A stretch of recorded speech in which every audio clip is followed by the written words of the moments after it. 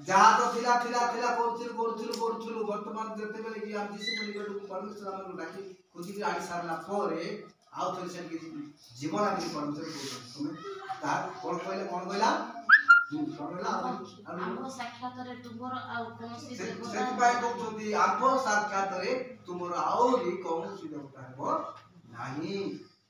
କୌଣସି ଦେବତା ହେବ ନାହିଁ ତୁମେ ଯାହାକୁ ବିଶ୍ୱାସ କରିବା ଦରକାର ନାହିଁ କାହାର ଶୁଣିବା ଦରକାର ନାହିଁ କାହା ପାଖକୁ ଯିବା ଦରକାର ନାହିଁ କାହା କହିବା ଦରକାର ନାହିଁ କେବଳ ସଦାପ୍ରଭୁ ନିକଟରେ ହିଁ କହିବାକୁ କହିଥାନ୍ତି ସେଥିପାଇଁ ସିଏ କହୁଛନ୍ତି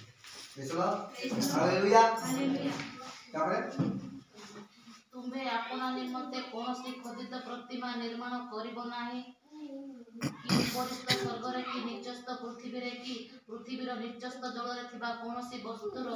ପ୍ରତିମୂର୍ତ୍ତି ନିର୍ମାଣ କରିବ ନାହିଁ କହୁଛନ୍ତି ମନା କହୁଛନ୍ତି ତୁମେ ଯଦି ପ୍ରଭୁକୁ ଜାଣିଛ ଯୀଶୁଙ୍କ ଠାରେ ଅଛ ପରମେଶ୍ୱରଙ୍କ ସନ୍ତାନ ସନ୍ତତି ହେଇପାରିଛ ତେବେ ତୁମେ କଣ କରିବ